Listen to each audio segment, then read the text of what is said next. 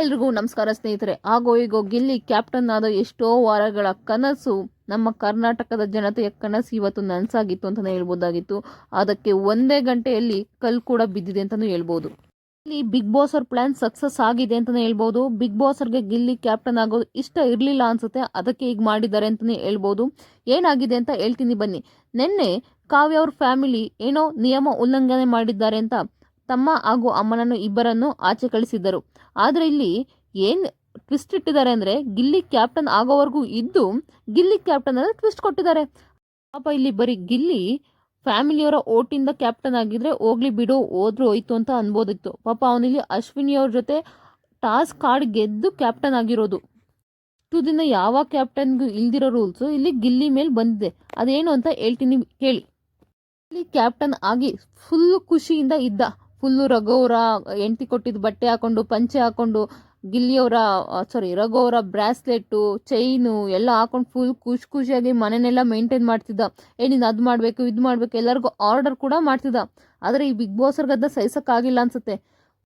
ಅದಕ್ಕಾಗಿ ಗಿಲ್ಲಿನ ಕನ್ಫೆಷನ್ ರೂಮ್ಗೆ ಕರೆದು ಗಿಲ್ಲಿಗೆ 2 ಆಪ್ಷನ್ ಕೊಟ್ಟಿದ್ದಾರೆ. ಅವೆರಡು ಆಪ್ಷನ್ ಏನು ಅಂದರೆ, ನಿನಗೆ ನಿನ್ನ ಫ್ರೆಂಡ್ ಕಾವ್ಯವರ ಫ್ಯಾಮಿಲಿ ಮತ್ತೆ ರೀ ಎಂಟ್ರಿ ಕೊಡಬೇಕು ಅಂದರೆ ನೀನು ಕ್ಯಾಪ್ಟನ್ಶಿಪ್ಪಿಂದ ಕೆಳಗಡೆ ಇಳಿಬೇಕು. ಇಲ್ಲ ಅವ್ರೇನು ಬರೋದು ಬೇಡ ಅನ್ಸಿದ್ರೆ ನಿನ್ನ ಕ್ಯಾಪ್ಟನ್ಶಿಪ್ ಉಳಿಸ್ಕೋಬೋದು ಅಂತ ಹೇಳಿದ್ದಾರೆ. ಇಲ್ಲಿ ಗಿಲ್ಲಿ ತ್ಯಾಗಮಯ್ಯಾಗ ಕೊಟ್ಟೋಗಿದ್ದಾನೆ. ಅದಕ್ಕೋಸ್ಕರ ಕಾವ್ಯ ಅವರ ಅಪ್ಪ ಅಮ್ಮ ರೀ ಎಂಟ್ರಿ ಕೊಡಲಿ ಅಂತ ಒಪ್ಕೊಂಡು ಅವನ ಕ್ಯಾಪ್ಟನ್ಶಿಪ್ಪಿಂದ ಕೆಳಗಡೆ ಇಳಿದಿದ್ದಾನೆ. ಈ ಬಿಗ್ ಬಾಸ್ ಅವರು ಎಷ್ಟು ಬುದ್ಧಿವಂತರು ಅಂದರೆ, ಎಲ್ಲ ಸದಸ್ಯರ ಮುಂದೆ ಈ ವಿಷಯ ಹೇಳಿದ್ರೆ ಕಾವ್ಯ ಅವಾಗ ಬೇಡ ಅಂತಾಳೆ. ಯಾಕಂದರೆ ಆಲ್ರೆಡಿ ಬಂದು ಹೋಗಿದ್ದಾರೆ, ನನ್ನ ತಮ್ಮ ಅಮ್ಮ ನನ್ನ ಜೊತೆ ಮಾತಾಡಿದ್ದಾರೆ, ನಾನು ಏನೇನು ಬೇಕೆಲ್ಲ ತಿಳ್ಕೊಂಡಿದ್ದೀನಿ, ಬೇಡ ನಿನ್ನ ಕ್ಯಾಪ್ಟನ್ಶಿಪ್ ನೀನು ಉಳಿಸ್ಕೊಂತ ಎಲ್ಲಿ ಹೇಳ್ತಾಳೋ ಅಂದ್ಬಿಟ್ಟು ಗಿಲ್ಲಿನೇ ಸಪ್ರೇಟ್ ಕನ್ಫೆಷನ್ ರೂಮ್ ಕರೆದು ಹೇಳಿದ್ದಾರೆ. ಈ ವಿಷಯ ಕಾವ್ಯಂಗೂ ಕೂಡ ಗೊತ್ತಿಲ್ಲ. ಆಮೇಲೆ ಮೋಸ್ಟ್ಲಿ ಅವ್ರ ಅಪ್ಪ ಅಮ್ಮ ಬಂದು ಹೋದ್ಮೇಲೆ ಗೊತ್ತಾಗುತ್ತೆ ಅನ್ಸುತ್ತೆ. ಬಟ್ ಇಲ್ಲಿವರೆಗೂ ಆಕೆಗೆ ಗೊತ್ತಿಲ್ಲ. ಕಾವ್ಯವರ ಅಪ್ಪ ಅಮ್ಮ ಈಗ ರೀ ಎಂಟ್ರಿ ಕೊಟ್ಟಿದ್ದಾರೆ. ಅಂದರೆ ಮಗಳನ್ನ ಈಗ ಫುಲ್ಲು ಮಾತಾಡ್ಸೋದು. ಕಾವ್ಯ ಮತ್ತೆ ಎಮೋಷ್ನಲ್ ಆಗಿದ್ದಾಳೆ. ಹೊರಗಡೆ ಏನು ವಿಷಯ ಹೇಳ್ಬೇಡಿ, ಈಗ ಸುಮ್ಮನೆ ಇಲ್ಲಿ ವಿಷಯ ಮಾತ್ರ ಮಾತಾಡಿ ಅಂತ ಕೂಡ ಹೇಳಿದ್ದಾಳೆ. ಇವಾಗ ಅವ್ರ ತಮ್ಮ ಬಂದಿಲ್ಲ, ಬರೀ ಅವ್ರ ಅಪ್ಪ ಅಮ್ಮ ಅಷ್ಟೇ ಬಂದಿರೋದು. ಇಲ್ಲಿ ಬರೀ ಬಿಗ್ ಬಾಸ್ ಅವ್ರದಲ್ಲ, ಗಿಲ್ಲಿದು ಕೂಡ ತಪ್ಪಿದೆ. ಅವನು ಯೋಚನೆ ಮಾಡಬೇಕಿತ್ತು, ನಾನು ಎಷ್ಟೋ ದಿವಸಗಳ ಕನಸು ಕ್ಯಾಪ್ಟನ್ ಆಗಬೇಕು ಅನ್ನೋದು ಈಗ ಆಗಿದ್ದೀನಿ, ಅದನ್ನು ಬಿಟ್ಕೊಡ್ಬಾರ್ದು. ಬಿಡು, ಆಲ್ರೆಡಿ ಕಾವ್ಯವರ ತಮ್ಮ ಮತ್ತು ಅಮ್ಮ ಬಂದು ಹೋಗಿದ್ದಾರೆ, ಎಲ್ಲ ಮಾತಾಡಿದ್ದಾರೆ, ಇನ್ನೇನು ಕರೆಸೋ ಅವಶ್ಯಕತೆ ಇಲ್ಲ ಅಂದ್ಕೊಂಡಿದ್ರು ಆಗ್ತಿತ್ತು.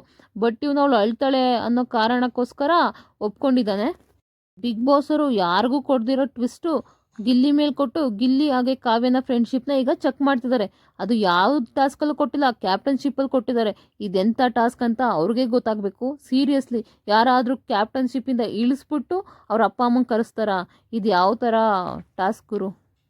ಅವ್ನು ಕ್ಯಾಪ್ಟನ್ ಆಗಿದ್ದು ನೋಡಿ, ಅವನಿಗೆ ಅಷ್ಟು ಖುಷಿ, ಅವ್ನ ಖುಷಿ ಯಾರಿಗೂ ಹೇಳೋದು ತೀರೋದು, ಆ ರೇಂಜ್ ಗೊಟ್ಟೋಗಿದ್ದ ಅವನು. ಈಗ ಬಿಗ್ ಬಾಸ್ ಅವರು ಅದಕ್ಕೂ ಉಳಿ ಹಿಂಡಿಟ್ರು. ಗೈಸ್, ನೀವು ಹೇಳಿ ಗೈಸ್, ಇಲ್ಲಿ ಬಿಗ್ ಬಾಸ್ ಮಾಡಿತ್ತಪ್ಪ ಅಥವಾ ಗಿಲ್ಲಿ ಮಾಡಿತ್ತಪ್ಪ? ನಿಮ್ಗೇನು ಅನ್ಸುತ್ತೆ ಅಂತ ದಯವಿಟ್ಟು ಕಮೆಂಟ್ ಬಾಕ್ಸಲ್ಲಿ ಕಮೆಂಟ್ ಮಾಡಿ.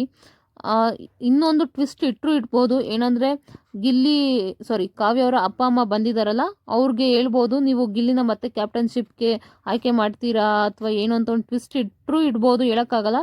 ಅಕಸ್ಮಾತ್ ಏನಾರ ಅವ್ರಿಗೂ ಆ ಥರ ಏನಾರು ಟ್ವಿಸ್ಟ್ ಕೊಟ್ಟರೆ 100% ಕ್ಯಾಪ್ಟನ್ ಆದರೂ ಆಗ್ಬೋದು ಮತ್ತೆ. ಬಟ್ ಈಗ ಮಾತ್ರ ಕ್ಯಾಪ್ಟನ್ಶಿಪ್ಪಿಂದ ಕೆಳಗಡೆ ಇಳಿದಿದ್ದಾನೆ. ಮತ್ತೆ ಕೊಡೋ ಡೌಟು, ನೋಡುವ. ಏನಾದರೂ ಟ್ವಿಸ್ಟ್ ಇಟ್ಟರೆ ಒಳ್ಳೆಯದು ಅಂತ ನಾನು ಅಂದ್ಕೊಳ್ತೀನಿ. ಇವತ್ತೊಟ್ಟಿನಲ್ಲಿ ಟ್ವಿಸ್ಟ್ ಮೇಲೆ ಟ್ವಿಸ್ಟ್ ಇದೆ ಅಂತಲೇ ಹೇಳ್ಬೋದು. ಪ್ಲೀಸ್ ನನ್ನ ಚಾನಲ್ನನ್ನು ಸಬ್ಸ್ಕ್ರೈಬ್ ಮಾಡಿ, ಪ್ಲೀಸ್ ಸಪೋರ್ಟ್ ಮಾಡಿ ಗೈಸ್, ಪ್ಲೀಸ್ ಪ್ಲೀಸ್ ಪ್ಲೀಸ್.